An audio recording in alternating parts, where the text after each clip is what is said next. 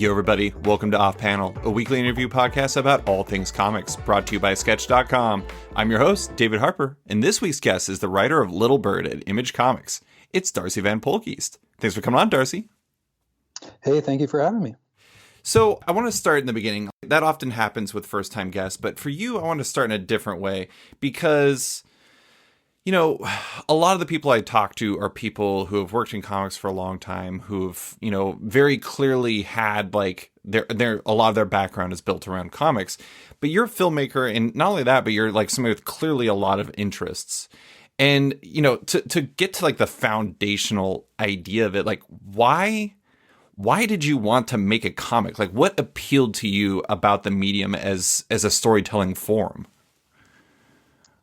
You know, that's a really interesting question, and I've got two different answers I can give you. Sure.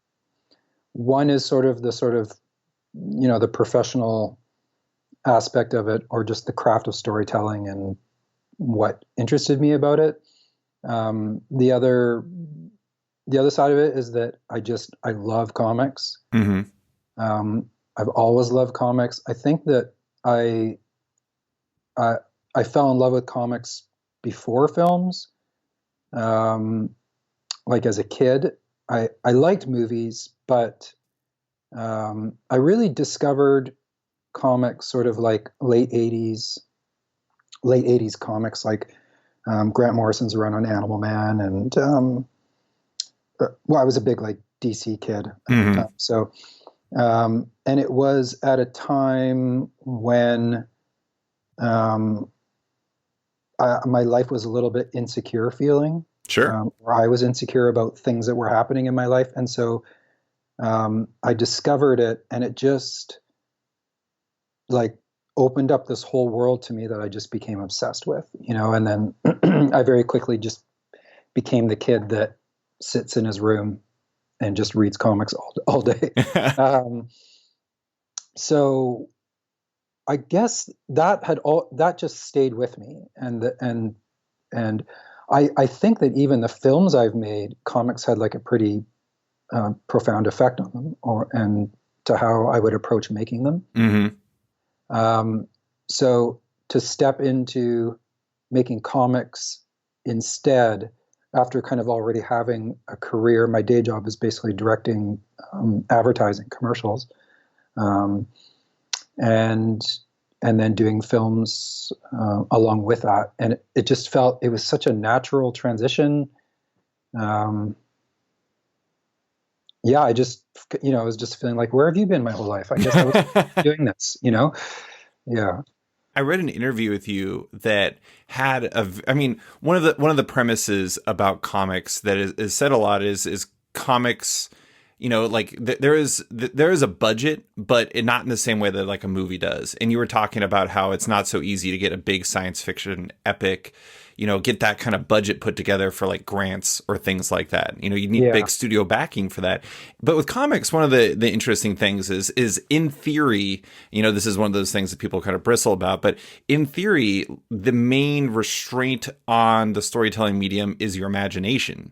And so with comics, it seems like some of the ideas you may have had, like, for example, Little Bird, which near as I can tell, it didn't originally necessarily start as a comic. It was mostly an idea that you had, isn't necessarily something that would be easy to do as a film. But as a comic, it was more like within your grasp, I guess, if that makes sense.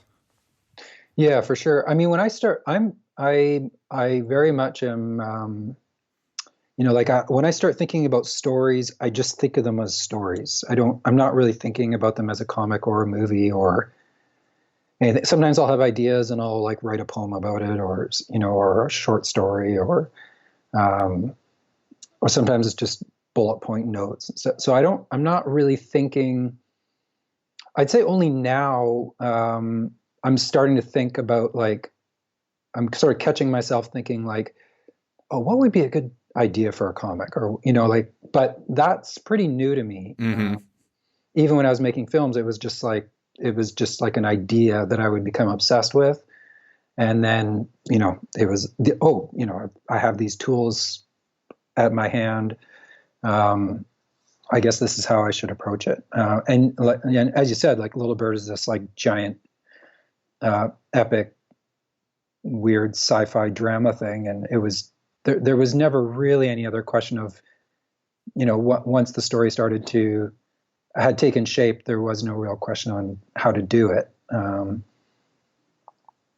Yeah, it just It was a natural fit. it was a natural fit. Yeah.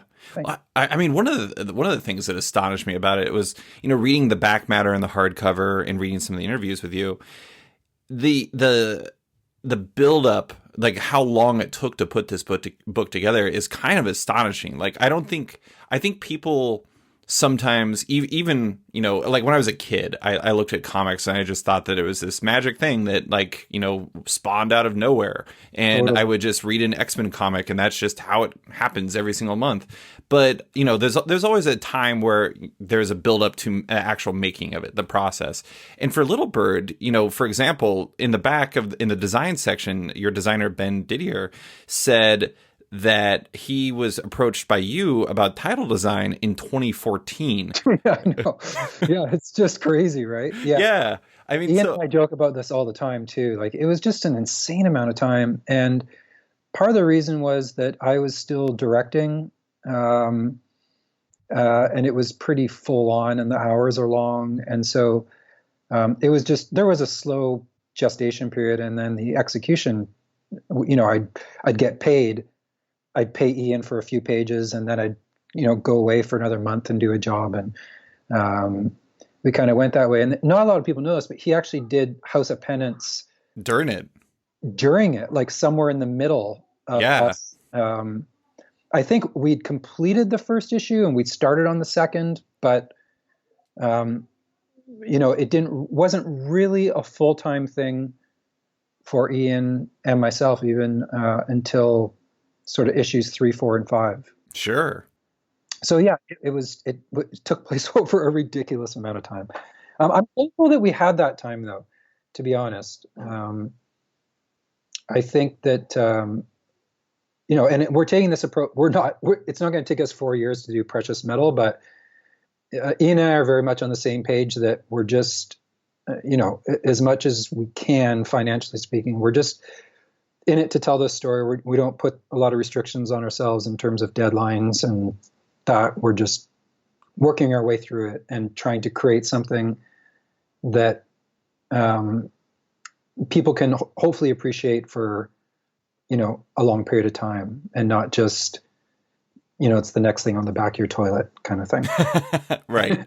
Not that there's anything wrong with that too. And, it's, but there's definitely value in the bathroom book, but I mean, this is like, I don't know. I mean, I think the thing that really stands out about Little Bird, and it's really interesting because I'm friends with a lot of retailers, and talking with them, it was, 2019 in some ways was a not so good year in comics. In other ways, it was a very good year. And one of the ways it was a very good year is it seems like almost universally, Little Bird was a book that connected at retailers. It was a project that they had a lot of success with. Like, for example, I don't know if you know this, but I wanted to throw this out there. One of the shops mentioned this on my Patreon, but All Star Comics in Melbourne, Australia, and Challengers Comics and Conversation in Chicago actually had like a sale off of Little Bird because they both believed in it so much they wanted to like see who could sell more of it, which I imagine as a comic book creator is probably something you enthusiastically support. Oh yeah, no, I was aware of it, and I've spoken to Patrick a couple times in Chicago at Challengers, and yeah, I mean that level of support is like pretty mind blowing. It was incredible to have them come together and do that, and and just retailers in general, they just seem to embrace it. I think that they maybe. Image got behind it because they really liked it. They felt it was something different and interesting, and it seemed to have done well for retailers as well. So pretty happy all around. Yeah. Yeah. So I just want to dig into the origins a little bit because it was Yeah. such a long gestation period. So there's like two main kind of points where I'm very interested in and where it kind of came together. First being like, so when did you and you had this idea? At what point did Ian get involved? Because I mean, I think if I remember correctly, he took a year off for House of Penance, and so he's been involved for a while. Like he seems like a very essential collaborator. It's like a full creative collaboration between the two of you. Oh, 100%. Yeah. Yeah, he was involved from the first, from the get-go. I wrote the first script and sent that to, well, I guess just back up from there. I wrote the script. I knew it was a comic, and I hadn't really adapted it into the sort of comic format yet, but I knew that's what I wanted to do with it. And then around that same time, it was all very serendipitous because around that same time, I went to Fan Expo in Vancouver, but and I set up like a little half table, and I was selling Blu-rays of my films. I finished making a short film called Corvus, which was like did really well at film festivals and became the number one short film on iTunes for a while, which was just like crazy. Yeah. And so I made Blu-rays and I set up at this table and like nobody was interested because it's like everyone is there for like comics and pop toys. And it's like, who's dude with his Blu-rays? But one of the nice things about that was that at the table behind me was Ed Brisson. Uh-huh. Brisson. He hates that, Brisson. But, and so he was the only, I met him and he was a writer and I just sort of tried to sponge as much information off him. And thankfully Ed's one of those guys that is really happy to share what he knows. He's like been a big help for a lot of people in the comic community in Vancouver. So anyways, and I think he showed me Ian's work. He was like, "Oh, you should see this guy," because I described what I was after, and that I'd been looking, and that I couldn't really find anybody that seemed like the right fit.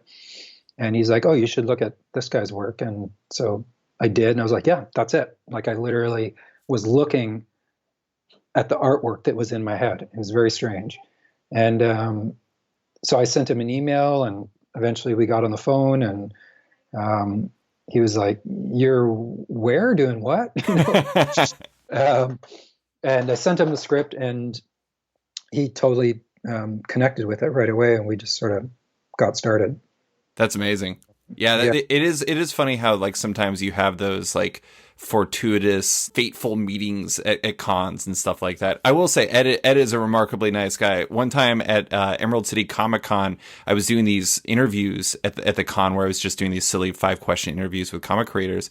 And I actually somehow forgot to press record for his, and I didn't realize until halfway through.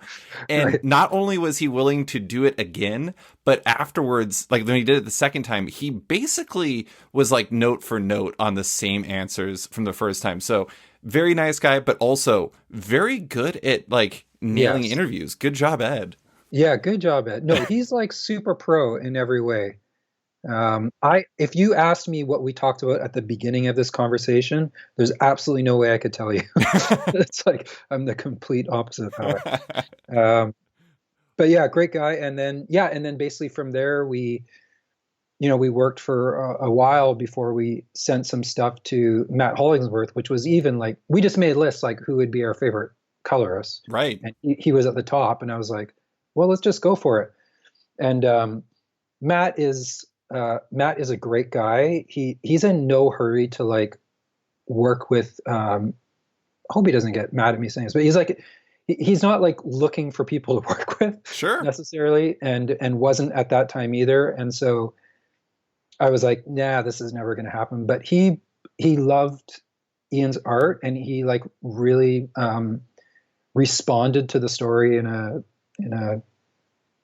visceral sort of way, and so that happened as well, and then it kind of just kept going from there. I will say that you had a very crack team. Not only was it Ian Bertram and Matt Hollingsworth, like we've been talking about, but Aditya Bidikar is a fantastic letterer. Oh my, He yeah. is really, really good. I mean, and then on top of that, like one of the things I thought was really interesting when I was researching this, actually, I think you said it in the the back matter for the hardcover. You were talking about how important the lettering process was for you because you would actually work with Aditya and you would actually, kind of near as I can tell, it seems like your scripts for Little Bird were much more fluid than you'd normally expect for a comic script, and so it seemed like it was a really important phase for you, and not just like approving lettering and like an automaton, but you would actually go in there and you'd make significant changes. It seemed like a big deal to you.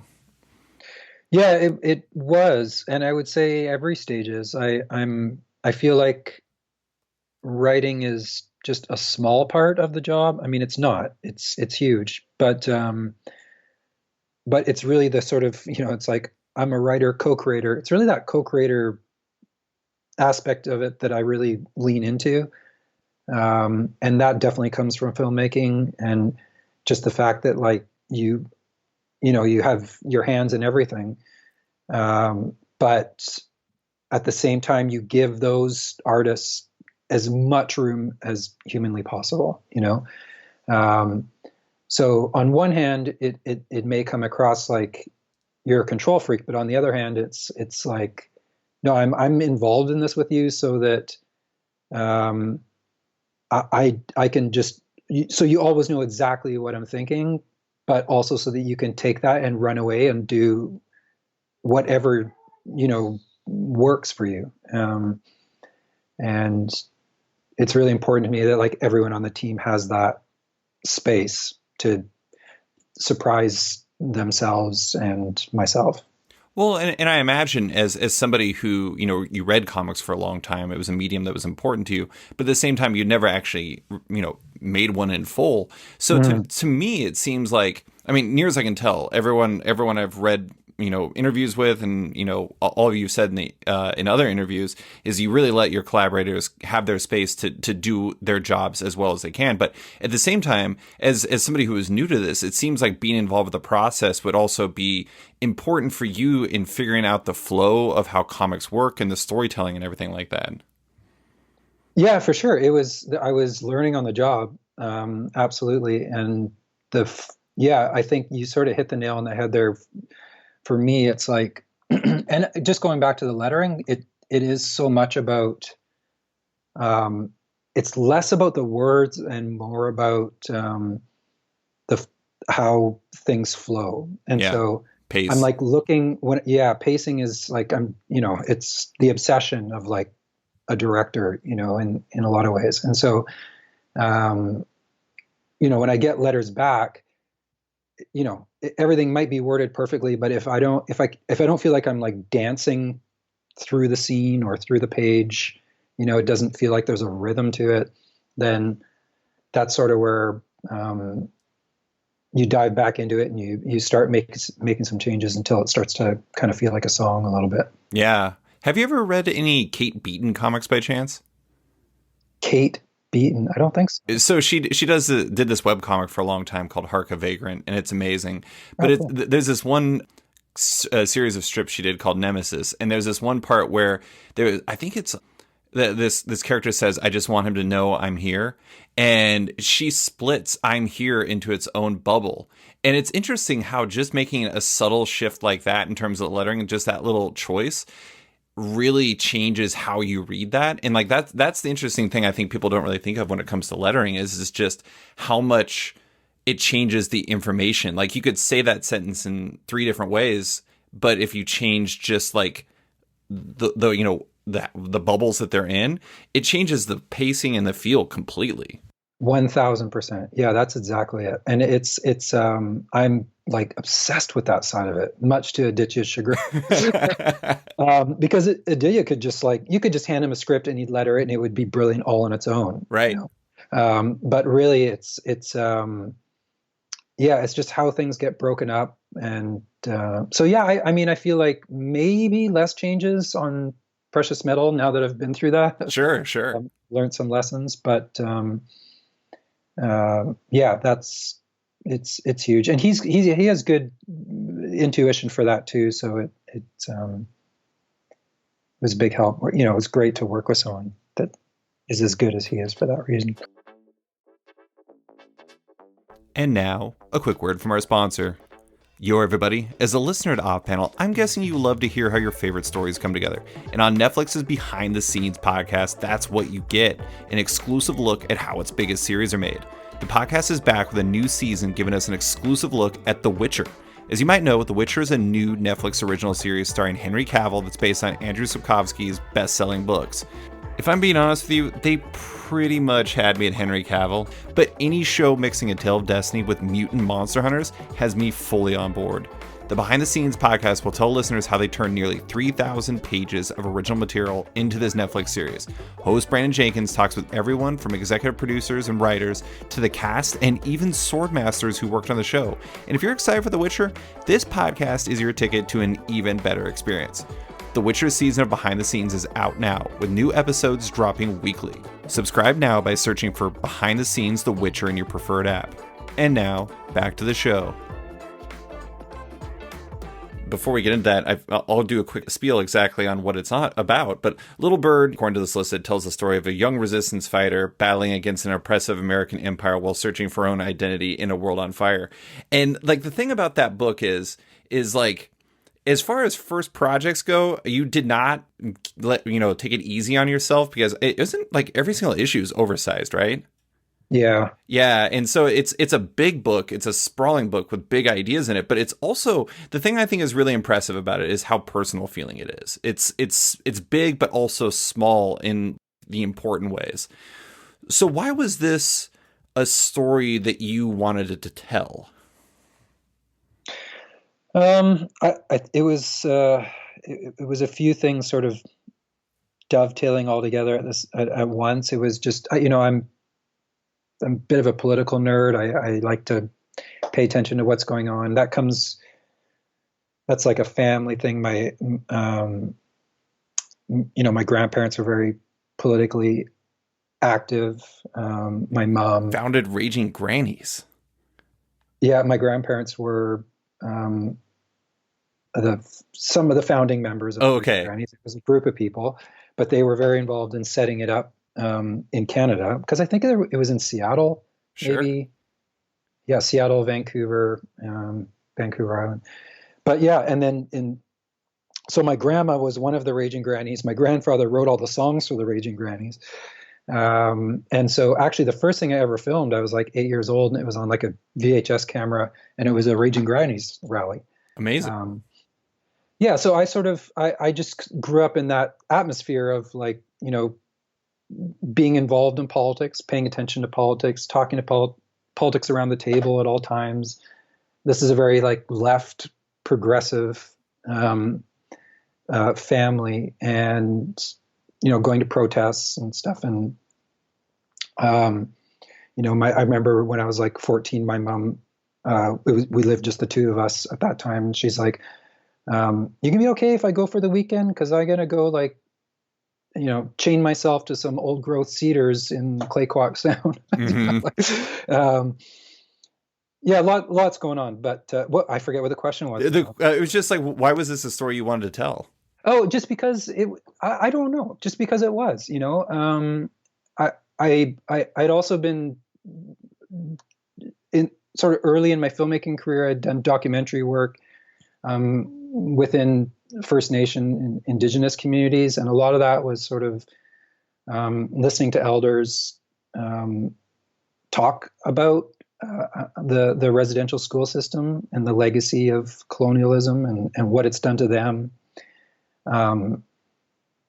for generations. Mm-hmm. And that was a big inspiration in terms of the story of Little Bird, but also that it couldn't really just be about Little Bird, right? Without it also being about her mother and her grandfather, and that sort of like mixed drama and the intergenerational trauma that comes from war. Like I think maybe in my head, at first Little Bird was going to be a simpler story, but as I started writing, I realized it just wasn't possible.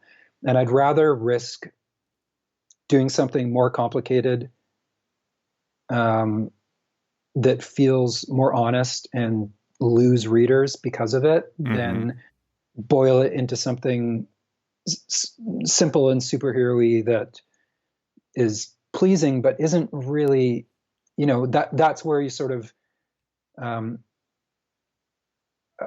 I as a sort of as a middle-aged white man, I'm not really sure that I should be setting up guidelines for like where the line is in terms of appropriation. But like, I did at least have the common sense to know that, that if I was going to dive into it, I had to dive into it as much as I could get away with, Yeah. so that I'm not just gleaning the hero-y bits, so to Sure. speak.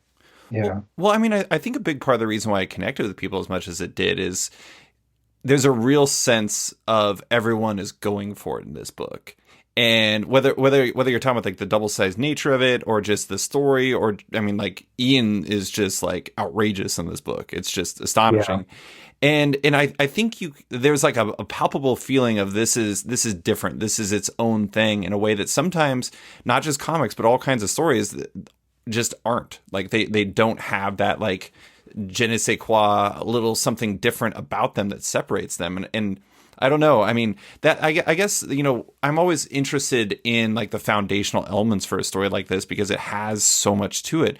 Did you have like a starting point for Little Bird, like what the foundational idea behind it was?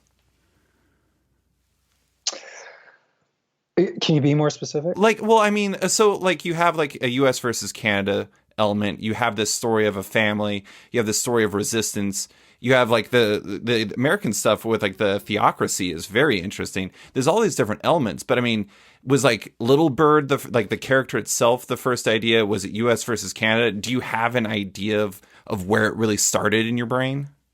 Yeah, I mean, it sort of started where what I was just speaking about with this sort of, with um, this sort of legacy of residential schools, which the book doesn't really get into that per se, but the whole, it's a microcosm of like, um, having religion forced upon you, and it's like I don't know. I'm doing a bad job of explaining it, but No, no, it's totally fine. I just wanted to investigate that. And in my mind, it's like over the last, I mean, when I wrote it, Obama was president. It didn't seem quite as bad as it does now. But there were, coming from a very left progressive family in Canada and viewing the far right Christian machine that exists in America, it's kind of terrifying. Like the divide, the gap is so far, and it's not that we don't have that in Canada too, because we do, but it's just not. It's not part of the machine here. Mm-hmm. I would say we do a better job of the separation between church and state, Sure. where it doesn't seem like there's a fight for that happening in America right now, Yeah. And so I just wanted to project forward. Well, like, what if we held on to that? What if those progressive ideas? What if we never let those go, or what if they only deepened? What if these ideas that I've heard personally from elders many times over the years, of just being like a disconnect from the land is a disconnect from who you are. You can't ever truly belong somewhere if you're not connected to it geographically. Like if that, and um, so just those, I'm putting those ideas together and watching them clash. But it's a fear. It is a fear. Like, it's not that I think the U.S. is going to invade Canada, but um, it is terrifying, some of the things that, Yeah. and I wanted to play that out in science fiction. I just, put my finger in the sand and just drag it forward a few thousand years. And it's not really just, I had to be honest about that though, in my own, and Little Bird is weird. It's not like it's always serious all the time, but like we did try to have some fun with it, but also it's not, I didn't want to just imagine this world where, theocracy had run amok, but also, what we're doing with science. And so you see what we call mods in the book, which are just like people who, body modifications just kind of like run wild. Mm-hmm. I'm not really commenting on whether it's right or wrong, but I'm including it as that, like, I don't want to say too much about it because our next book, Sure. Yeah. dives into some of these things a little more. But yeah, that's. I mean, it seems like it's basically a potential progression of where the world could go in a lot of different ways. And yeah, no, I mean, I find that really interesting. I also like the fact that you're from Canada and Ian's from the United States, so it's like you kind of have like a one from each side, and so like having the perspectives, I imagine that made it a very interesting collaborative process. But one thing, going to the filmmaking stuff, one of the things I thought was really interesting that I read about was how one of the things that helped you kind of approach the format of comics when you were getting into writing about it and everything like that is the realization that panels are almost like a shot list. And that I thought was a very interesting overlap and not something I would have thought of before. How did that help you once you're actually getting into the story and you're telling the story of Little Bird and everybody else? How did that help you visualize and approach the medium in a way that, like, I don't know, made you understand it better, I guess? Oh yeah, it was everything. And actually, when I'd say at least half the stuff that I directed, I would also edit. I would just do it anytime whoever I was working with would allow me to do that. I would do it because it allowed me to fully shape it the way I wanted to, and then I didn't have to try and communicate visual ideas to someone else quite as often. So, I mean, really, comic scripts are more challenging to write than film scripts, and I think people would assume it's the other way around because film is a bigger industry, but it's you have to be much more disciplined in comic writing, and you're basically taking the editorial process, which is a luxury on the back end of filming. Like, well, we'll figure it out in post. You hear that kind of like comment all the time, but like when it comes to comics, you cannot figure it out in post. Right. You are writing the editorial process into the script, and what comes of it will be what it is. So having that experience, that's, I think, also a big part of what made the transition feel somewhat easier than if I was just a writer. That was key. Yeah. Key for, I mean, and it's kind of interesting too, because it's like, I just watched 1917, Sam Mendes and Roger Deakins, it's a director and a cinematographer. And it's like the way that, like, Sam Mendes has this idea for the story, but bringing on Roger Deakins is going to make this a bird of a completely different feather, because he's going to have a completely different idea of how to compose shots and about how to make all this stuff happen. And in a lot of ways, I imagine what you ended up doing is, like, not only do you go in this and you have this, like, kind of the editorial process baked into the script to a certain degree, but you also have Ian kind of, as he's a storyteller. He's going to take your script and he's going to interpret it in a way that is quite different than film. Like, I mean, were you ever surprised by, like, okay, I'm going to give him this page of script, and then you get it back and you're like, holy crap, this is like way different than I expected, but it works. Oh, constantly. Yeah, all the time. And that was my hope.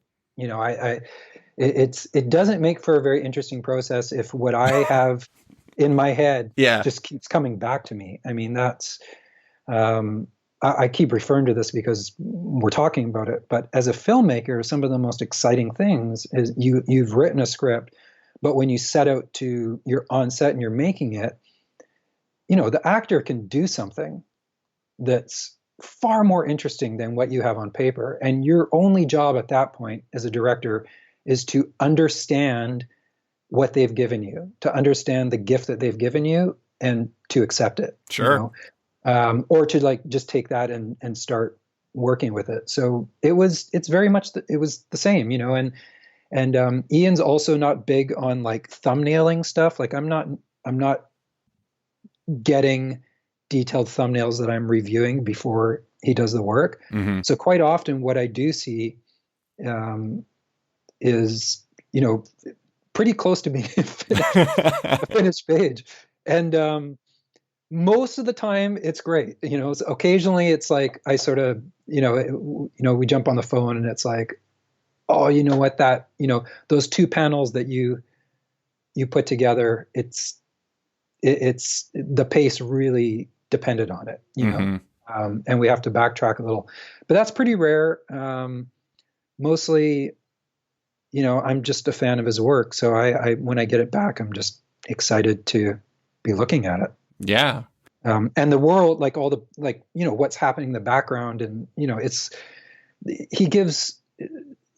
Ian gives so much to be interested in, you know?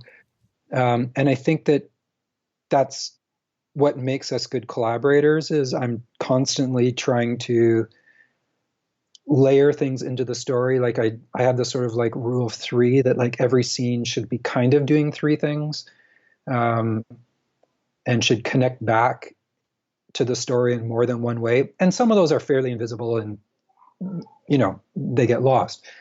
But, and I think like Ian works like that too. And he feeds off that in terms of the scripts and the conversations, because I go into more detail on the phone than I do in the script. And then he adds more details too. So I think together, we're, creating rich worlds that, people can spend time with. Yeah, he does not take very many plays off when it comes to details and worlds. And like that type of stuff is, in comics, a lot of it is what makes everything feel real and legitimate. It's like, it's something I think readers don't really actively think about, but it's almost, I don't know, it's like you internalize it without realizing it. And I think that's important for stories.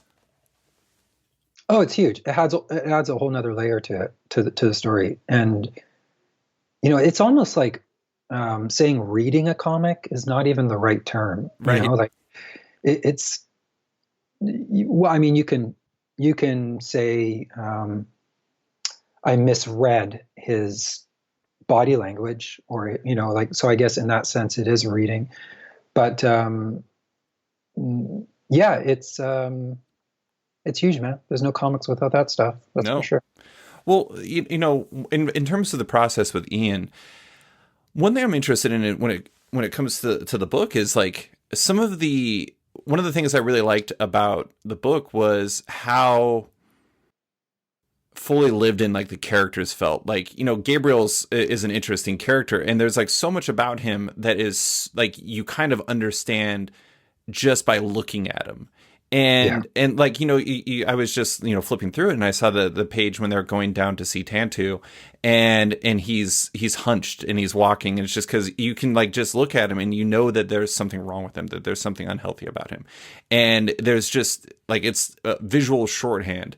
When it came to that type of stuff, were those things that you had specific ideas on, or was a lot of it just, Ian, I want you to, make these people feel real? Both. Yeah, 100% both.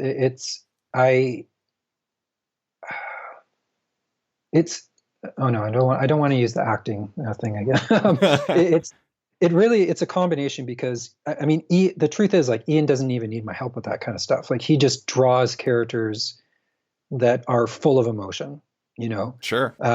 And the conversations that I have with him that I think helps is we'll get on the we talk a lot, and I talk a lot, and I get on the phone, and I'll talk about, like with Gabe, I'll say, it's just, this is what happened, and then and there was this time his dad did this, and then it did that, and it led to this. And so he's always feeling very much like this, and I'll talk a lot about it, and sometimes that conversation will end with like Ian going, "Are we putting that in the book?" I'm like, no, like none of the last 2 hours of what I talked about is actually in the book. You just want I'm to just know. saying that I just want you to know. And so I think again, it's just that combination of me creating backstories for all the characters. And so even if they're only in it for a short time, it's like we're both aware of like everything that's happened in their life. Yeah. And Ian he captures that. Just that's the brilliance of his work. He's able to capture that. Yeah. And then he'll add stuff that I don't bring up too, which just adds more depth to the characters. And now, a quick word from our sponsor. I want to take a quick second to give a shout out to my friends at TKO Studios. TKO is a new comics publisher doing things a little differently, with each of their titles being binge released in trade paperback and 6-issue collector's box sets at the same time. Their second wave of comics dropped recently, including one of my comics of the year in Jeff Lemire and Gabriel Hernandez Walta's Sentient, Roxane Gay and Ming Doyle's The Banks, and more, as well as gems from their first wave, like Garth Ennis and Steve Epting's remarkable war story, Sarah. Each is available now at tkopresents.com in trade, single-issue box sets, and digital release. Want to check these comics out before you order? Well, I have great news for you. If you visit tkopresents.com, you can read the first issues of each title for free right now. If you like what you read and you're a retailer, reach out directly to them at sales@tkopresents.com or go to tkopresents.com/vendors to order. TKO offers a 50% order discount as well as free shipping in the United States, a deal that's pretty hard to beat. Just a reader? That's cool too. You can order whichever comics you like directly off their site as well. Visit tkopresents.com to learn more today. And now, back to the show. I gotta say, like, I just happen to have the page open to, I don't even know what these guys are called, like Bishop's little minion, like, altar boy type guys who... Well, we call them the altar boys. I think we called them the choir boys for a while, and then they're never going to sing, so we called them the altar boys. Yeah. Okay, well, yeah, the altar boys, like, when they reveal what's underneath their robes is just, like, straight up horrifying. And it's funny because it's like, oh, this kind of makes sense, but I also kind of wish I didn't know this because this is disgusting. It's so disturbing. It is. Yeah. I had a patron question about how you guys work together, and in specific, they were wondering, just really, like, it seems like you had a very free-flowing relationship, but what was your favorite part about collaborating with Ian? Because it seems like he brought a lot to the table. Yeah, he certainly did. My favorite part I think that that could be a million different things. But really, I am really focused on, to me, it's like I'm writing a drama. Sure. And it's like that drama happens to happen in a science fiction world. And I think that, like, without knowing it, and this is not to say Ian doesn't come with the drama, but like he brings the epicness to it all, he takes all the ideas and, multiplies them by 10. So it's really that. And that gave me like a great comfort that I could spend time focusing on the little things. Sure. And the relationships between the characters and how those unfolded, because visually it's just in such great hands. So I think, was the question the best thing? Just the thing you liked working with him, the reason why you liked working with him the most. Just that, like I'm also seeing these things that he creates for the first time. Yeah. Yeah. And it's not that I don't see what I wrote in them, but he just, the way he builds the world out around them is, it's incredible. Yeah. I mean, I think that contributes to what I was saying earlier, where it just kind of felt different. I mean, it really, like, Ian's somebody who's been doing great work for a while now, but this felt like a real coming out party for him, because it felt like a nice mix. I mean, for everyone, it felt like everybody was just really connected with the material. But I one thing I'm curious about is that you came from outside of comics. You read comics, but you're not necessarily beholden to how they're traditionally made or how they're traditionally told or anything like that. And I think that personally feels like perhaps that's part of the reason why it feels a little bit different.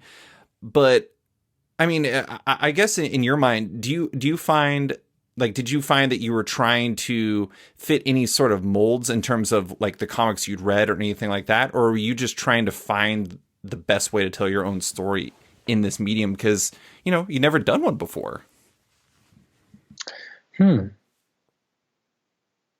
Yeah, I think I was just trying to find, well, I don't know. I don't think I was trying to do anything, I guess is the point. Yeah. Yeah, I was just literally like, you know what it is? And I mean, you hear this a million times, so this is anything new, but I really just wanted to make the comic that I wanted to read, Yeah. you know, and so I messed with it in a way that I want to be messed with, you know.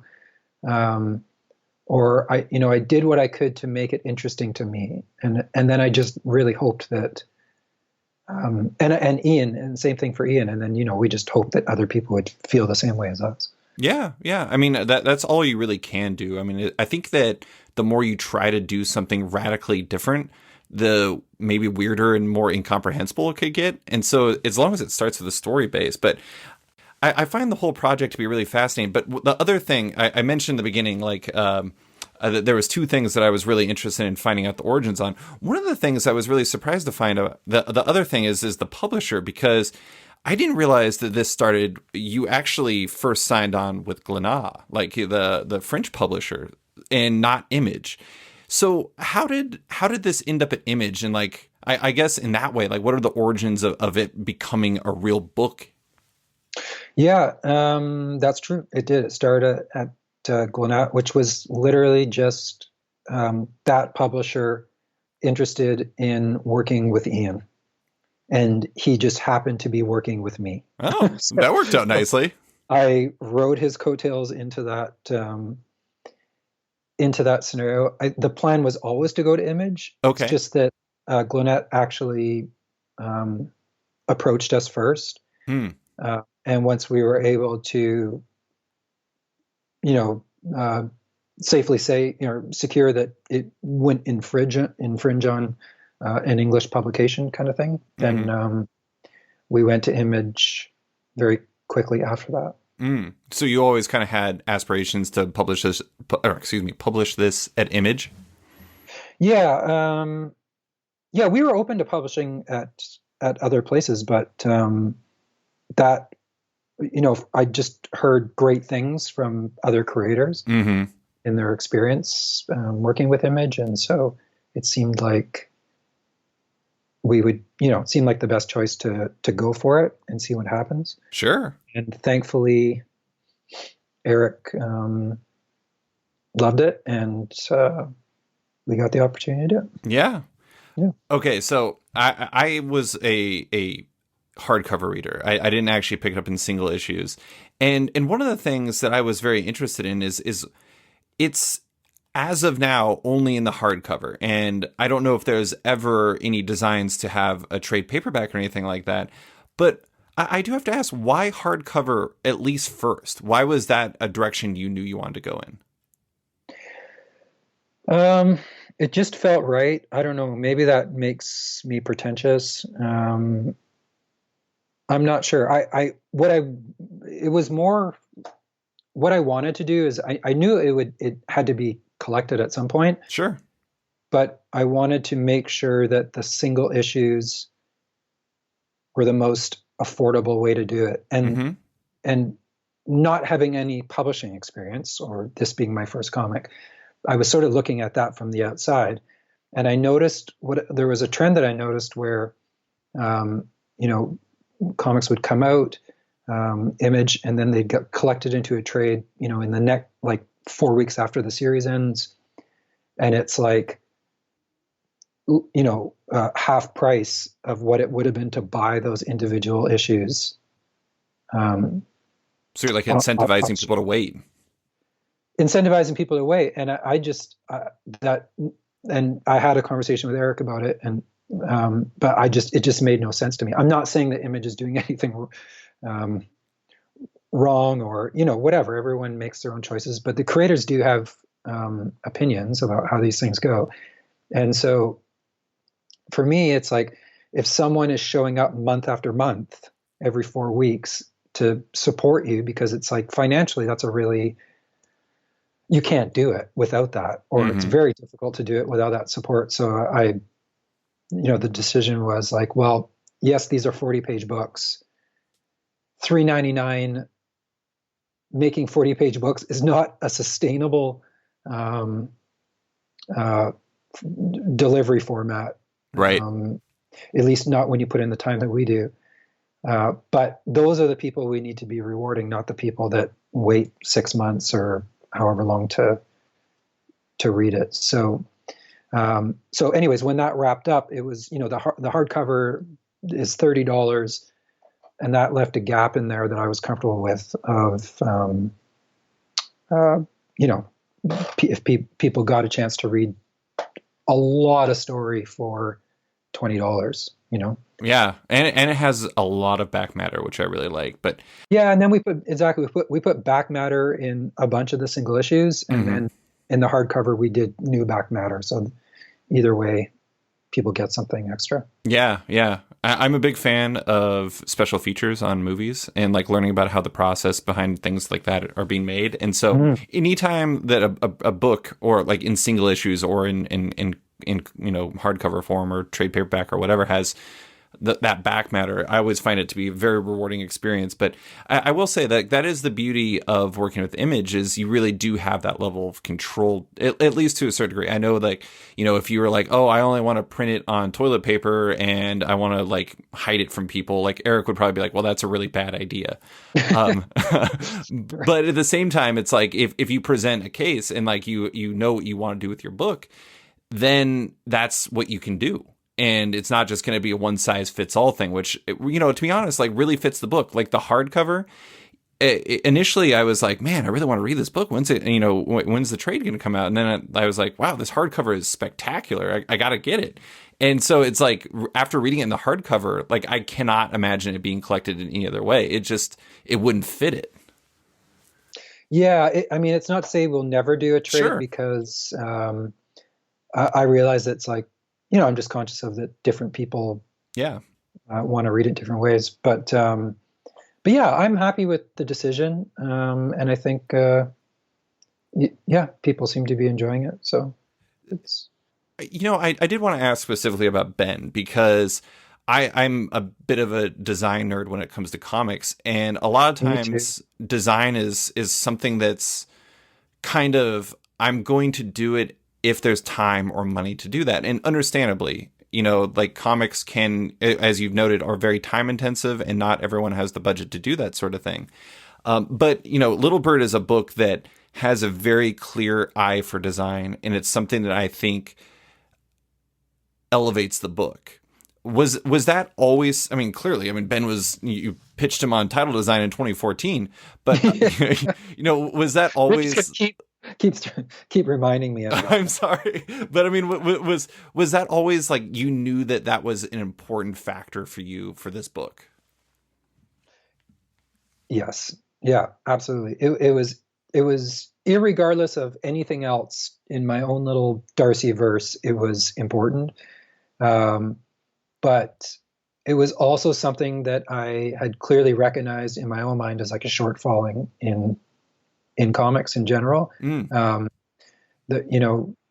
just never understood why it's not a bigger part of it. And there is the Tom Muellers out, who have actually done a lot for that. Right. But you just don't see, I just didn't see it. And like, coming from making films where it's like you're doing, it's not, you're not, as the writer, director, filmmaker, you're not just casting it and shooting it and writing and you're also like designing posters, and and then there's the festival circuit, and you got to prepare some stuff for that. And so it's like, I don't know, when you're making a film, you're making a film, but it's like you're making an event. And Hmm. I took that same approach and will continue to take that same approach of like, no, this is something special we're making, and everything we have to pay attention to all the bits and pieces. Not have stuff like that be an afterthought. Well, yeah, because I mean, it does two things. One, I mean, if you had this same comic and it had very, where design was an afterthought, it would still be a good comic, but it might take a little something away from it. And maybe, crucially, it might keep some people away from reading it.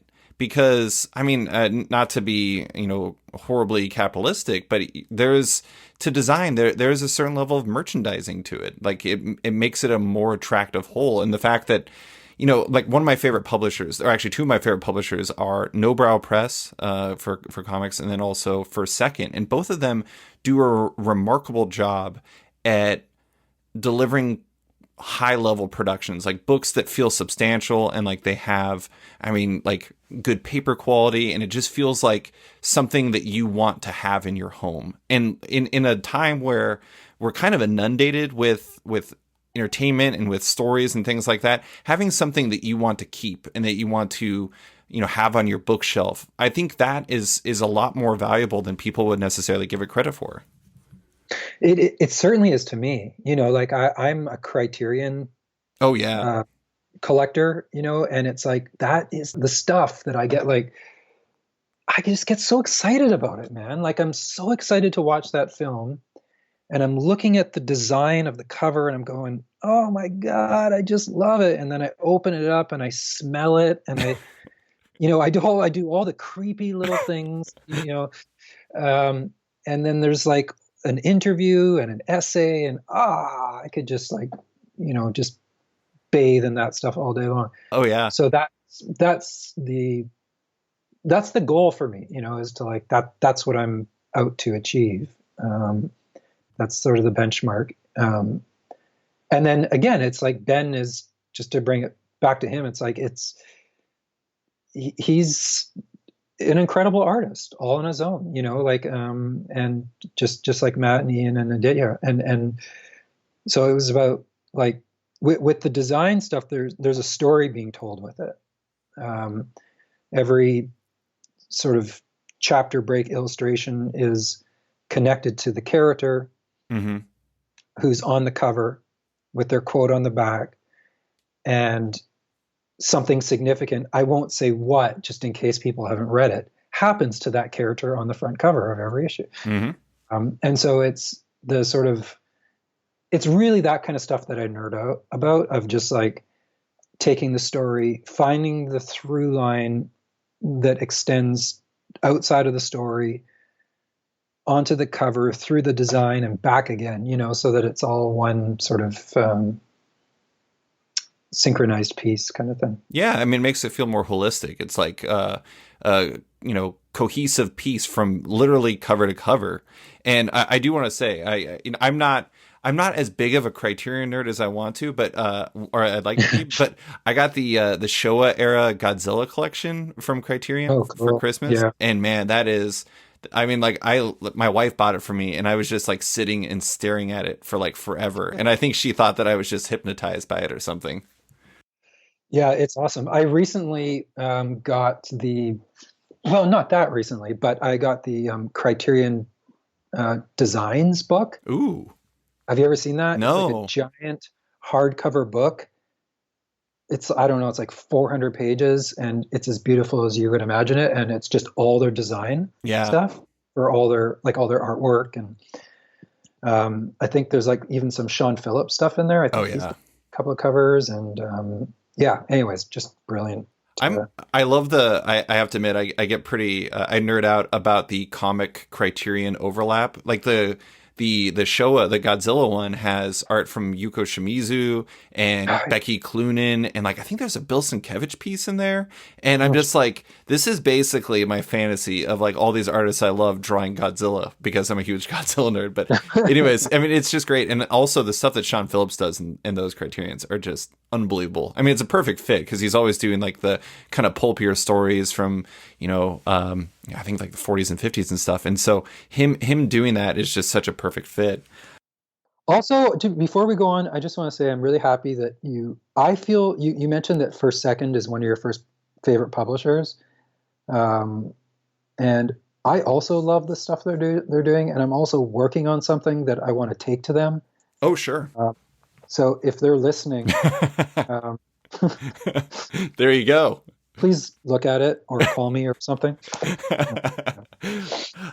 Well, to close, you are working on Precious Metal. I have to tell you really quick. So I tweeted about Little Bird being one of my comics of the year for my write-up for my site Sketched. Okay. And you said, sorry about the hardcover taking so long. Thanks for that. And I told you that I bought my nephew Little Bird for Christmas. And you were like, well, I hope he likes it.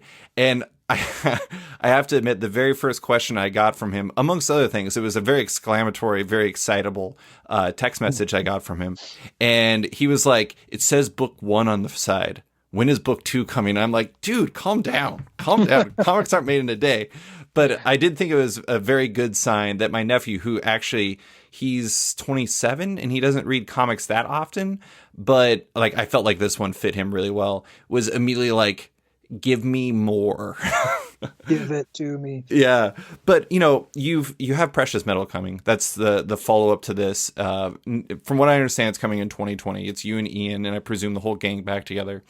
Correct. You obviously learned a lot during the process of Little Bird, and you talked about how you won't necessarily, you don't think you'll necessarily be as like, on top of all the different sections or the processes as you were the first time. But do you feel like after doing Little Bird that you have a much better grasp and confidence in approaching comic book storytelling after going through such a significant effort on your first project?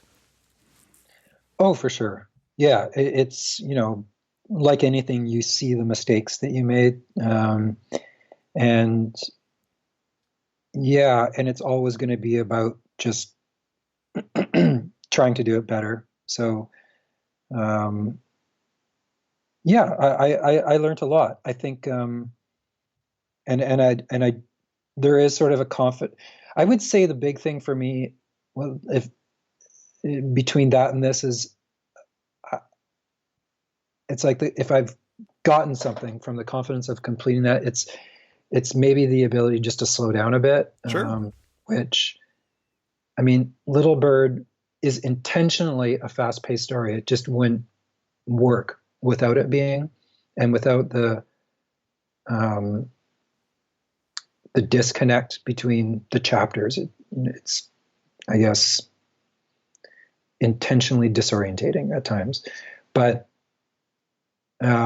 within that, I've learned to sort of slow down a bit. And actually, that's a trust thing between me and Ian too, that's developed, where we feel like we can afford to do that together. I'm not sure if that makes sense. No, it totally does. Yeah.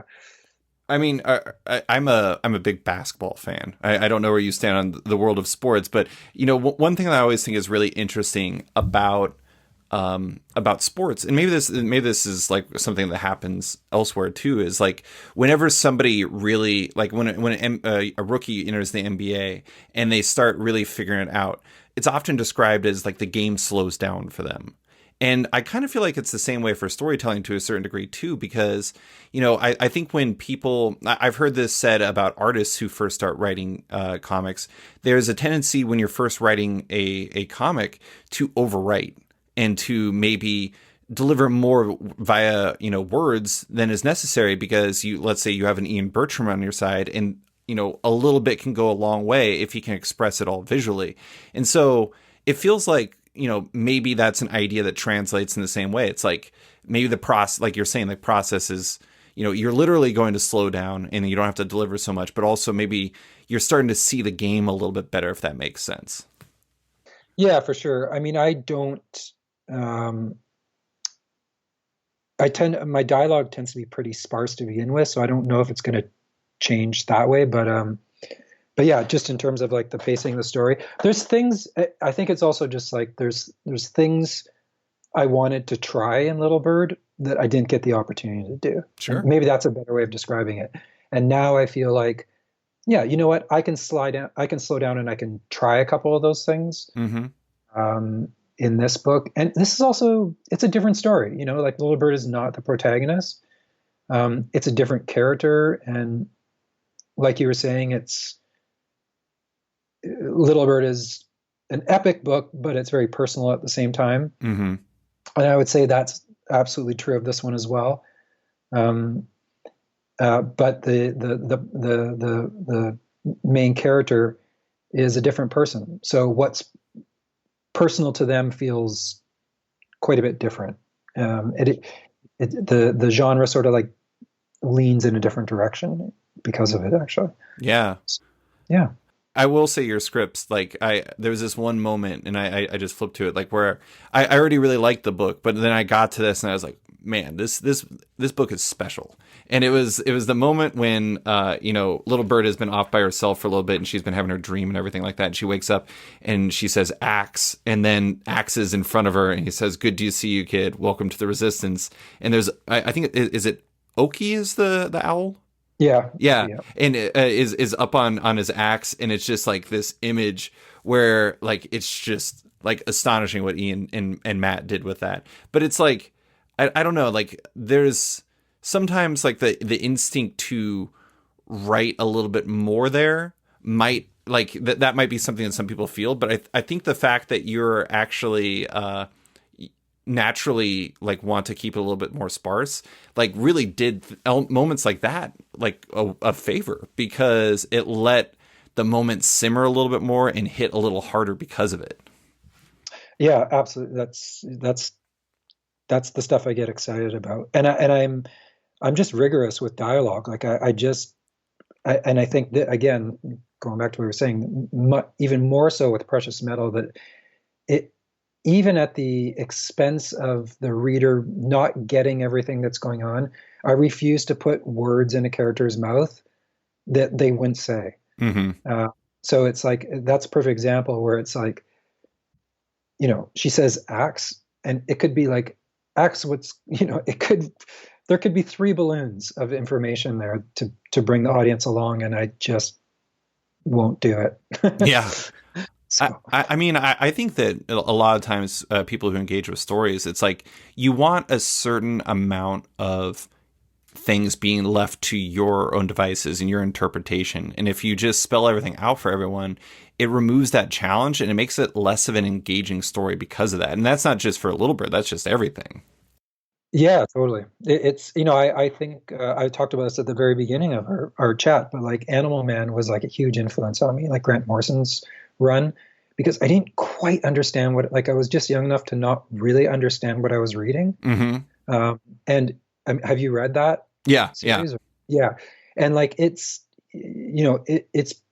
probably challenging at times, even if you aren't a kid, but it was actually that sort of, it was not quite knowing that made me lean into the book and made it so special for me. And I found so many things in it that I would find myself thinking about all the time. Mm-hmm. And I actually pinned up the entire series above my bed, and I would just lay awake at night with the lamp on, looking at the covers, just thinking about it, Yeah. And it's just, that's the kind of storytelling I get really excited about. Is this all prelude to the actual main character of Precious Metal being Darcy Van Poelgeest? Yeah, writing his own. Yeah. I'll tell you what, I mean, like, as a kid who read Animal Man, you were probably very aware that people were making those comics because Grant Morrison was in that comic, which was always like such an amazing thing that he did there. But anyways, well, Darcy, that is all I have for you. Thank you so much for coming on and talking about Little Bird and everything else. I appreciate you taking the time. Thank you so much for having me, man. It's been fun. Thanks for listening to this week's episode of Off Panel with writer Darcy Van Poelgeest. You can find him on Twitter at DVP Direct, on his website at darcyvanpoelgeest.com, and his work in Little Bird. As a heads up, Off Panel is once again brought to you by Sketch.com. Check out the new version of the site and consider subscribing for access to all of the site's content and its members only forum. If you're a fan of Off Panel, make sure to check it out on Patreon. If you back the show in there, you not only support it, but you get early access to each week's podcast, access to weekly content, and more. Also, don't forget to subscribe to Off Panel on iTunes or Spotify and give the show a rating or review while you're at it.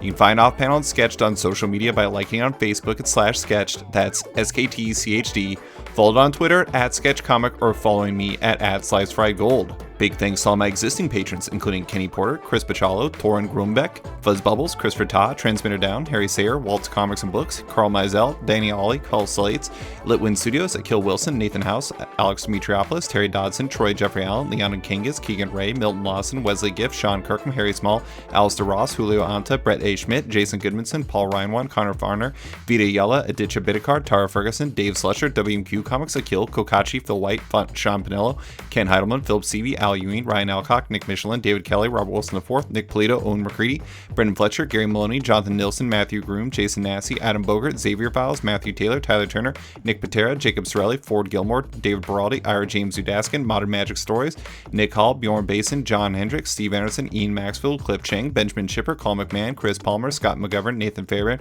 Kat McKenzie, Greg Rucka, Adam Highfield, Fiona Staples, Chris Hallren, Mark Abnett, Mike Murphy, Michael Shirley, Tom Barnett, Jim DeMonacos, Norbert, Nick Lowe, James Kaplan, and Mission Comics and Art in San Francisco. You guys are all the best. A quick thanks to Upright T-Rex Music, who wrote and performed Off Panel's theme song just for the show. Check out their music on Spotify because it's completely delightful. Thanks for listening, and tune in next week for another episode.